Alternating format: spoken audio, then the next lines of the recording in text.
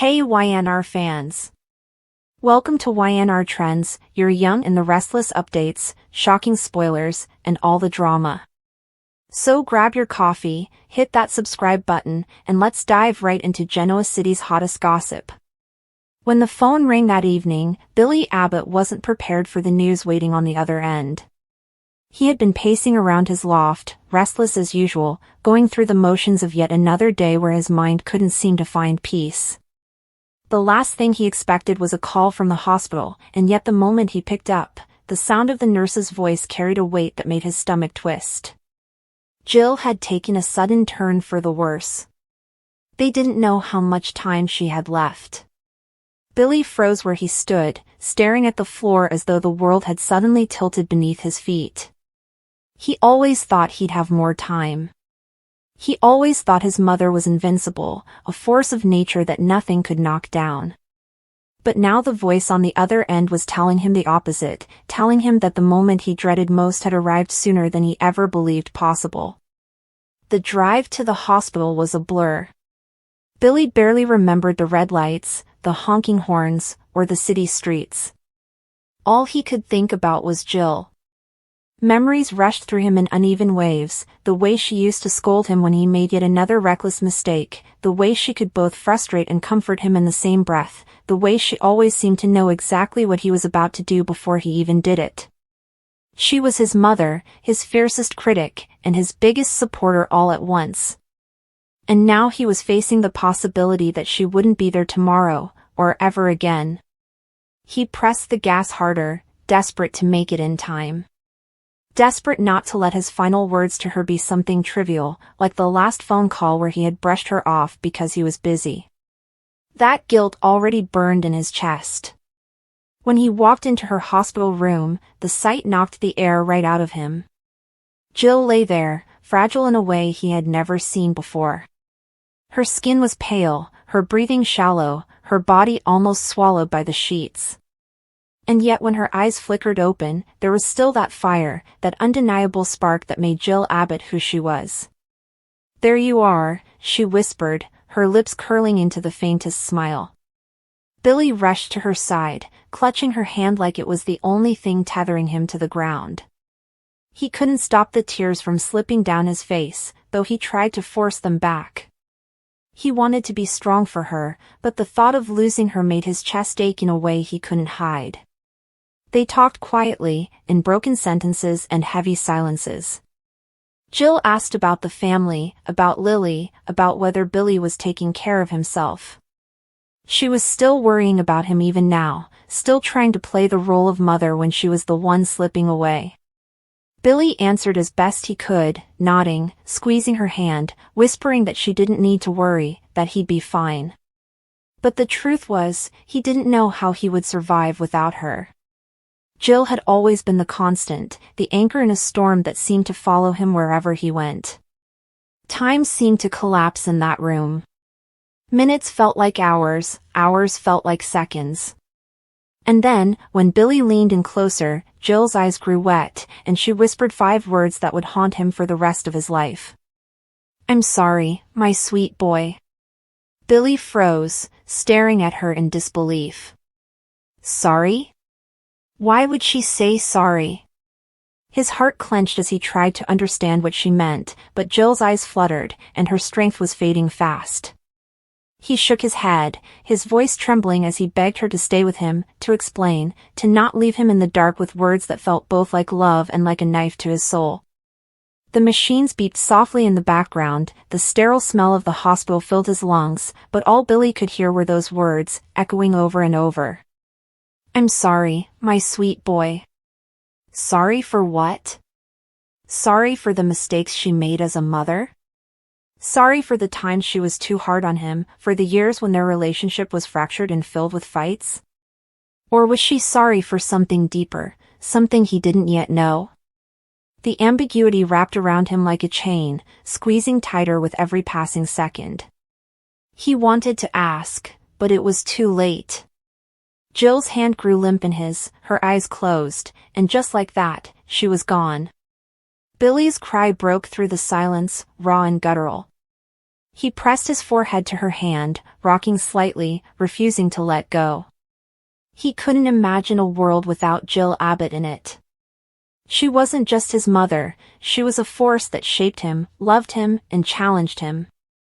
And now she had left him with 5 words that would never stop echoing in his heart. The guilt, the grief, the questions, all of it flooded him at once, drowning him in a pain he couldn't begin to describe. In the days that followed, Billy wandered through Genoa City like a ghost. Everyone reached out, Lily, Jack, Esther, even Chance, but nothing seemed to touch the numbness that had settled into him. He replayed that moment over and over, hearing her voice whispering those words in his ear. "I'm sorry, my sweet boy." He wondered if she had meant it as comfort, as confession, or as both. And he wondered if he would ever find the answers he so desperately craved. The world of daytime drama thrives on the perpetual escalation of emotion, where personal conflicts are amplified to their most extreme and cathartic potential. Within this landscape, few moments carry the weight of a final, whispered confession from a character facing the abrupt end of their narrative. In the intricate tapestry of The Young and the Restless, a show built upon decades of intertwined histories and simmering resentments, the death of a character is never merely an exit, it is a catalyst, a bomb whose fallout reshapes the lives of everyone in its vicinity. The hypothetical scenario of a character like Jill Abbott Atkinson, a matriarch of immense fortitude and complex morality, delivering a final, devastating message to a figure like Billy Abbott, a man perpetually wrestling with his own demons and legacy, is a quintessential example of the genre operating at its most potent. An analysis of such a moment, Jill telling Billy 5 heartbreaking words before she dies, demands a deep exploration of the character's shared history, the multifarious potential meanings of those words, and the profound, lasting impact such a moment would have on Billy's psyche and his place within the powerful, often destructive, Abbott family dynasty. To fully comprehend the gravity of any final exchange between Jill and Billy, one must first appreciate the intricate and often painful history that defines their relationship. Jill's journey in Genoa City is one of the most remarkable arcs in soap opera history, beginning as a working-class esthetician and evolving into a formidable businesswoman and pillar of the Abbott family, albeit one who always felt she had to fight for her place. Her marriage to John Abbott, the patriarch, was both her greatest triumph and the source of her most persistent insecurities. She loved John deeply, but she forever lived in the shadow of his first wife, Dina Abbott Murdron, and constantly battled the perception that she was an outsider, a gold digger, never quite a true Abbott in the eyes of some, particularly John's children. Billy Abbott is, in many ways, the embodiment of Jill's most profound struggles and her deepest love. He is her biological son with John, but his paternity was a secret kept for years, a fact that alone generated decades of conflict, misunderstanding, and emotional distance. Billy's entire life has been a struggle to define himself outside of the immense shadow cast by his last name. He is the black sheep, the prodigal son who constantly cycles through phases of rebellion, self-destruction, earnest attempts at redemption, and heartbreaking relapse. His battles with addiction, his impulsive decisions that often wreak havoc on his family and his own life, and his perpetual sense of not measuring up to his brother Jack or his father's memory have defined him. Throughout all of this, Jill's relationship with Billy has been a turbulent roller coaster of a mother's unconditional love clashing with bitter disappointment, fierce protection warring with utter exasperation. She has bailed him out, defended him, and believed in him when no one else did, but she has also been wounded deeply by his choices, his betrayals, and his failures. This history is the crucible in which those 5 final words would be forged. They would not be a simple statement from a dying woman, they would be the culmination of a lifetime of shared joy, pain, hope, and anguish.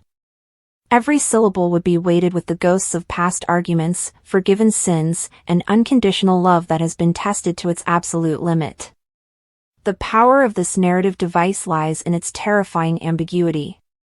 The 5 words are not specified, which allows them to function as a Rorschach test for the audience's understanding of the characters and their relationship. Each potential phrase unlocks a different dimension of their shared history and would land on Billy with a uniquely devastating impact. One profoundly heartbreaking possibility could be, "I never stopped being disappointed." For a son like Billy, whose entire life has been a quest for approval, first from John and then from Jill, these words would be the ultimate condemnation. They would weaponize his deepest insecurity and confirm his most feared belief about himself, that he is, at his core, a disappointment. It would reframe every moment of support Jill ever gave him as merely a mother's duty, not a genuine belief in his worth.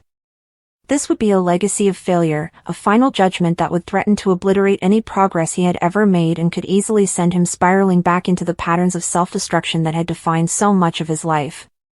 The cruelty would be so profound because it would feel, to Billy, like the truth he had always suspected was finally spoken aloud at the one moment when it could never be taken back, discussed, or redeemed. A different, yet equally devastating, set of words could be, "You were never enough, Billy." This statement transcends disappointment and touches on a fundamental lack of worth. It could be interpreted in multiple ways. He was never enough for her, never lived up to the son she wanted, or, more heartbreakingly, he was never enough for himself, and she finally acknowledges that his struggles were insurmountable. This phrase would invalidate his entire existence and his lifelong struggle to matter. It would echo the sentiment he might have felt from the Abbott clan upon learning of his true paternity, that he was an outsider, an imposter in his own family. Coming from his mother, the one person who is supposed to offer unconditional positive regard, this would be a soul-crushing repudiation. It would sever his tether to the family and to himself, suggesting that his essential nature was flawed beyond repair. The aftermath of such a statement would likely be a complete unraveling, a dissociation from the Abbott identity and a descent into a darkness from which there might be no return, as the one person who represented his foundational sense of belonging had ultimately rejected it. Conversely, the words could be heartbreaking not for their cruelty, but for their tragic timing and the love they expressed too late. Consider the phrase, "I should have loved you better." This is not an attack on Billy, but a confession of maternal failure from Jill. For a woman as proud and resilient as Jill, admitting such a profound failing on her deathbed would be shattering. For Billy, it would be a complex and paralyzing gift. On one hand, it is an acknowledgement of his pain and a validation that his struggles were, in part, shaped by her shortcomings. It would be an apology he may have waited his whole life to hear. On the other hand, it is a devastating thing to receive when there is no time left to heal, to talk it through, to build a new relationship on this honest foundation. The apology becomes a burden. It confirms that his pain was real and justified, but it offers no path forward except to live with that confirmed truth. It could foster a deep, unresolvable anger. Why couldn't she have said this when they had time to fix things, mixed with a grief for the relationship they might have had, a ghost now made tangible but immediately lost. Another possibility rooted in love and regret could be, "Your father would be ashamed." This phrase is a masterclass in emotional devastation because it doesn't just involve Jill and Billy, it pulls the ghost of John Abbott into the room, the benchmark against which Billy has always measured himself and always fallen short. John Abbott was paragon of integrity and family loyalty in Billy's eyes, and his inability to live up to that ideal is a central tenet of his character. For Jill to invoke John's disappointment from beyond the grave is to use the most powerful weapon in her arsenal. It connects Billy's failure to his maternal lineage, Jill's disappointment, and his paternal legacy, John's shame. It would make him feel like a failure on both fronts, an orphan in his own family history. This statement would forever tarnish his memory of his father and his relationship with his mother, framing his entire identity as a source of dishonor to the Abbott name he has fought so hard to claim. Finally, the words could be deceptively simple and utterly destroying in their finality. "Goodbye, my greatest regret." The ambiguity here is exquisite. Is she saying that he, as her son, is her greatest regret? Or is she stating that her greatest regret in life is something pertaining to him, the years lost, the words unsaid, the relationship broken? The phrasing leaves it agonizingly open to interpretation, and a wounded, insecure mind like Billy's would inevitably lean toward the most painful reading, that his very existence was her mistake. This would be the ultimate rejection, not of his actions, but of his being. Even if the intended meaning was the latter, the poisonous doubt would forever remain, a worm in the apple of his memory, corrupting every past moment of affection. A final phrase like this is a seed of perpetual torment, designed to grow and fester in the mind of the recipient long after the speaker is gone. The aftermath of such a moment would irrevocably alter Billy Abbott's character trajectory. He would be left as a man haunted, not just by the loss of his mother, but by the weaponized finality of her last words. His grief would be compounded by a toxic cocktail of anger, guilt, shame, and profound confusion. His relationship with his siblings, particularly Jack, would become exponentially more complex. Would he tell them what she said? Would he internalize it and let it fester, making him more distant and volatile? If the words were cruel, he might throw them back in Jack's face during an argument, using his mother's final judgment as a cudgel against the brother who always seemed to do everything right. If the words were an apology, he might resent Jack for having a simpler, more straightforward relationship with their mother. It would drive a new, perhaps permanent, wedge between the Abbott brothers. Furthermore, it would deeply impact his role as a father. Billy's own fractured sense of self has always been his biggest obstacle to being a stable parent. A devastating final condemnation from his own mother could either break him completely, making him withdraw from his children for fear of failing them too, or it could ignite a furious determination to break the cycle, to be so different from what he perceived Jill to be that he would become hyper-vigilant in his parenting. However, this would likely be born from a place of pain and fear, not health, and could manifest as its own form of dysfunction. His romantic relationships, perpetually shaky, would have little chance of surviving this level of psychological trauma unless his partner possessed almost superhuman patience and understanding. It would be the ultimate test for a character like Lily Winters or anyone else who tried to love him, as he would be fundamentally broken, questioning his very worthiness of love. In a broader sense, for the narrative of the young and the restless, such a deathbed scene would be a classic and effective trope. It would provide months, if not years, of subsequent storylines rooted in Billy's psychological turmoil and its ripple effects through the Abbott family and Chancellor Industries. It would redefine Jill's legacy, perhaps softening her image through an expression of regret or, conversely, cementing her as an ultimately tragic and somewhat cruel figure who could not let go of her judgments even in death. It would serve as the ultimate crucible for Billy Abbott, forcing him to either finally confront the demons he has spent a lifetime running from or be completely consumed by them. The power of those 5 words lies in their permanence. They become an unchangeable, uncontextualized part of history, a ghost that the living character must learn to live with. In the end, the tragedy is not just in the death, but in the fact that the finality of death gives a single sentence the power to define a lifetime of a complex relationship, forever freezing it in a moment of peak emotion and pain, leaving the living to untangle a knot that can never be fully loosened. Billy leaned forward, his elbows resting on his knees, his hands clasped tightly as if to hold himself together. He wanted to say something, anything, to ease the unbearable weight of the moment, but words failed him. Jill, though weak, still carried the fire that had defined her for decades. She looked at him, her gaze piercing through the fog of pain and medication. Her lips parted, and in a voice barely above a whisper, she spoke 5 words that would haunt Billy for the rest of his life: "You were never enough." The words landed like a blow, sharp and unforgiving. Billy's breath caught in his throat, his heart stuttering as he processed what she'd said. He searched her face for a hint of regret, a flicker of softness, but there was none.